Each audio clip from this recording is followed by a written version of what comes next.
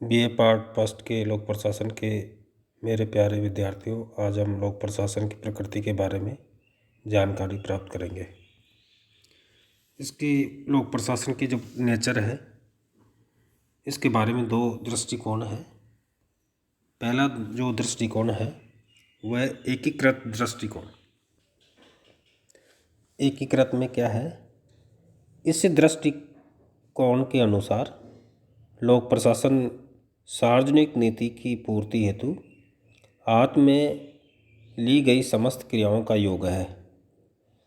इन कार्यकलापों में न केवल प्रबंधकीय और तकनीकी वरन शारीरिक तथा लिपिकीय कार्य भी सम्मिलित है।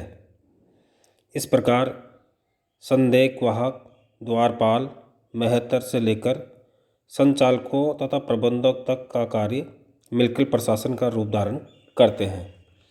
यह एकीकृत या पूर्ण योग संबंधी दृष्टिकोण है और इस दृष्टिकोण को स्वीकार करने पर हमें किसी भी उद्यम में लगे हुए बड़े से लेकर छोटे व्यक्तियों तक के कार्यों को प्रशासन का एक भाग मानना होगा। Professor LD. वाइट ने इस दृष्टिकोण को अपनाया है।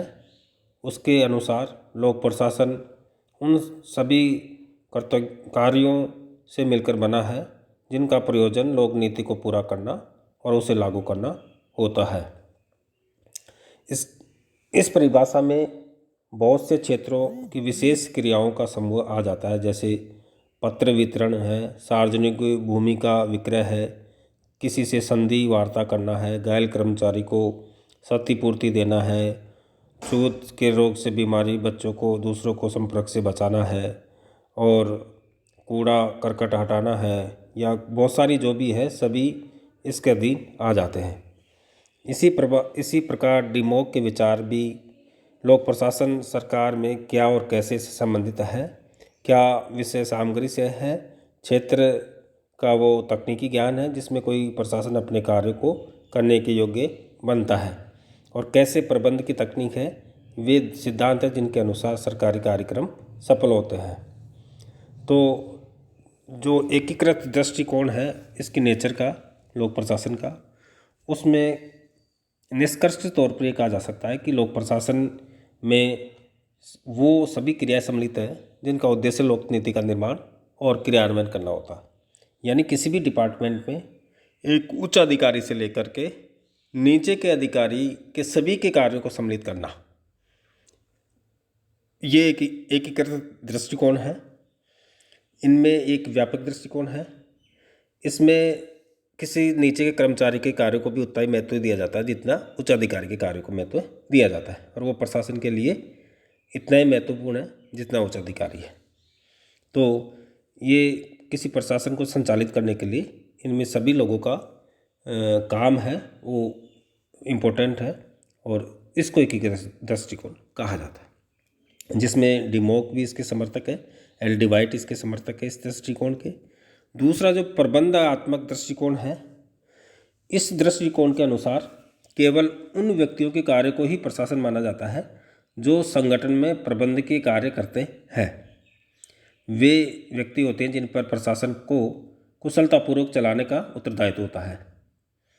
उनका कार्य योजना बनाना तथा संगठन के सारे कार्यकलापों का कार्यक्रम बनाना तथा उन्हें आयोजित करना होता है ताकि वांछित उद्देश्य की प्राप्ति की जा सके।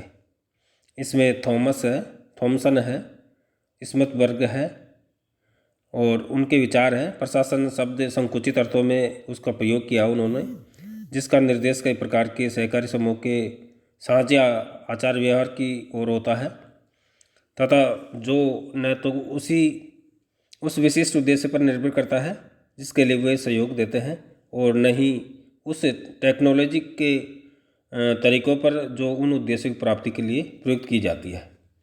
दूसरा जो विचारक लूथर गुलिक है, वो भी प्रशासन का कार्य करवाना चाहते हैं, निर्धारित उद्देश्यों को पूरा करवाना।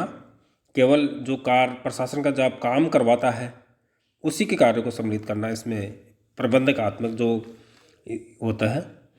उपयुक्त दोनों विचार कई दृष्टियों से एक दूसरे से भिन्न है। एकीकृत दृष्टिकोण में उन सब व्यक्तियों के कार्यकलाप सम्मिलित है जो प्रशासन में लगे हुए हैं, जबकि प्रबंधकीय दृष्टिकोण केवल उच्च चंद व्यक्तियों के कार्यकलापों तक ही सीमित है। एकीकृत दृष्टिकोण के अनुसार इसमें शारीरिक कार्यकलापों से लेकर प्रबंधकीय कार्यकलापों तक तथा गैर तकनीकी कार्यों से तकनीकी कार्यों तक सम्मिलित है, जबकि प्रबंधकीय दृष्टिकोण संगठन के प्रबंधकीय कार्यों को ही इस दृष्टि में रखता है।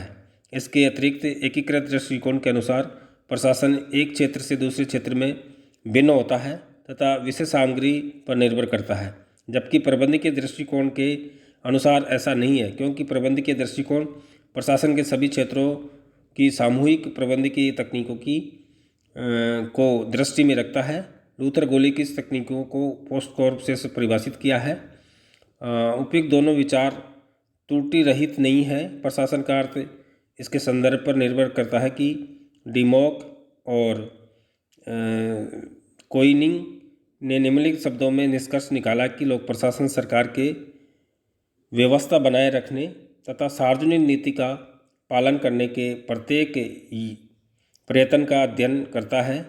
प्रक्रिया के रूप में ये वे सारे कदम हैं जो कोई भी लागू करने वाली एजेंसी कार्य संभालने से लेकर अंत तक उठाती है। इसमें कार्यक्रम बनाने में भी एजेंसी का भाग लेना सम्मिलित है।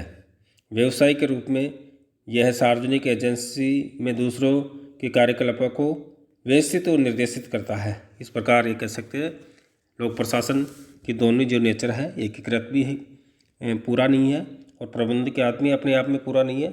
दोनों ही दृष्टिकोण लोक प्रशासन की दृष्टि से उचित है। धन्यवाद।